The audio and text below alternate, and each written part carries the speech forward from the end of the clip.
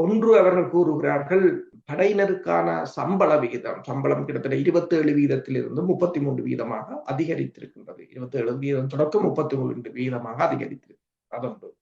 ஆனால் சம்பளம் அதிகரிக்கிறது பிரச்சனை இல்லை, ஓகே. ஆனால் உங்களுக்கு ஏன் அவ்வளவு படையினர் தேவை என்ற ஒரு கேள்வி எழுகின்றது. பிரித்தானியாவின் படையினர் ராணுவம் 72,000 பேர். பிரித்தானியாவின் ராணுவம் 72,000 பேர்.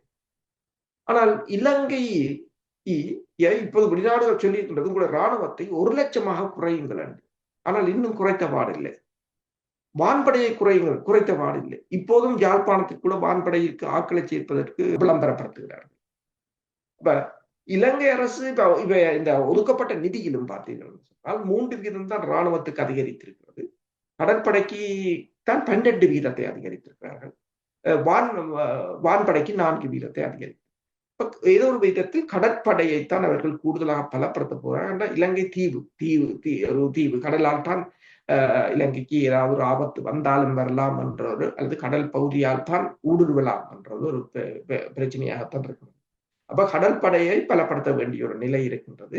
இப்ப கடலுக்குள்ளால் ஊடுருவதுன்றது இப்ப நீங்க பாருங்கள், இந்திய மீனவர்கள் மீதும் இலங்கை ஒரு கொஞ்சம் இலங்கை கடற்படையினர் கடும் போக்காக இருக்கிறார்கள் என்று சொன்னால், இப்போது அவர்கள் இந்த கடல் பாதுகாப்பை இந்திய மீனவர்களை பிடிக்க வேண்டும் என்றில்லை, கடல் பாதுகாப்பில் அதிக கவனம் செலுத்த வேண்டும் என்ற ஒரு நிலை இந்த இலங்கைக்கு ஏற்பட்டிருக்கிறது. என்று சொன்னால் இப்ப அயல் நாடுகள் அன்று குறிப்பாக நீங்கள் பார்த்தீங்கன்னு சொன்னால் இந்தியாவுடன் ஏற்பட்டு வருகின்ற இந்த முருகல் நிலை இலங்கைக்கு கடல் வழியாக ஒரு ஆபத்தை உருவாக்கலாம் என்று இலங்கை அஞ்சுவதாகத்தான் கூறப்படுகிறது. என்றால் ஜேம்ஸ் டிஃபென்ஸ் என்று சொல்கின்ற பாதுகாப்பு ஆய்விதழ் அது கூட இது தொடர்பாக எழுதியிருக்கிறது. இலங்கை அரசு கடற்படைக்கு இந்த தடவை என்றுமில்லாதவாறு 12% உயர்த்தி இருக்கின்றது. அதே சமயம் 3%, அதாவது கடந்த வருடத்துடன் ஒப்பிடும்போது 3% உயர்த்தியிருக்கிறார். இப்ப நீங்கள் படை குறைப்பை நிதியை மிச்சப்படுத்த போகிற என்று நீங்கள்